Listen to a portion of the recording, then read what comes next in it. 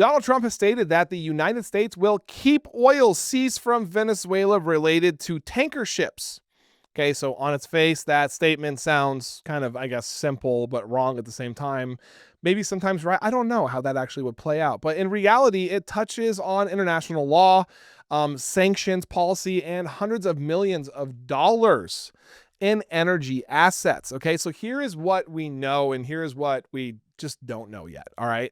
Large, ocean going crude oil tankers, including very large crude carriers, typically transport around, I think it was 1.8 or 2.2 like million barrels of oil per ship, right?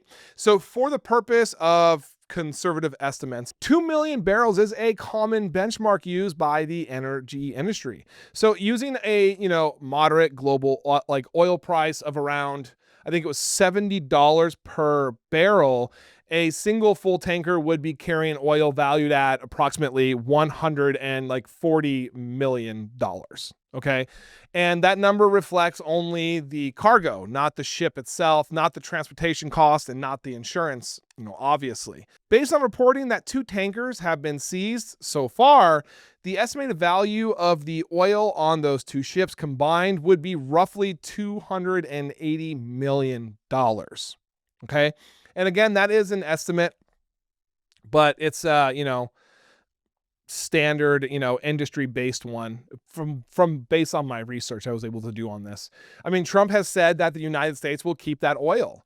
But what has not been publicly detailed is the legal mechanism for, doing that. All right. And under U.S. law, the government can seize foreign assets in, certain circumstances. I mean, most commonly through sanctions, enforcement, court-ordered forfeiture, or violations of international trade restrictions. And in many cases, such as, previous Iran-related seizure, I mean, oil is confiscated only after extensive legal proceedings. So what is unclear at this point is whether a court order exists, which, agency is asserting authority, or how the oil would be stored, sold, or, distributed. So those details matter because policy is not set by, declaration alone. There are also diplomatic implication. I mean, Venezuela remains subject to U.S. sanctions, but seizing and retaining oil can affect international shipping, insurance markets, and retaliation, with third-party countries involved in the transport, like Russia, Iran, or, China. I mean, reports also indicate a third tanker may be involved, but until confirmed, the only responsible figure to discuss here is 2.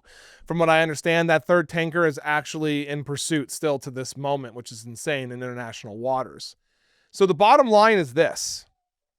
If the United States were to keep the oil from the 2 full tankers, it would represent an asset value approaching $300 million based on conservative estimates again. The legal authority, the process, and such precedents set by, such a move are the questions that now remain unanswered. Thank you for watching. I am Jared Zisser, and this is Ring of Fire. Please like, comment, and subscribe, and turn on notifications to make sure you are informed about everything important in progressive politics today. And if you are looking for fact-based independent reporting all day, every day, follow me here on Instagram or here on Facebook. See you in the next video.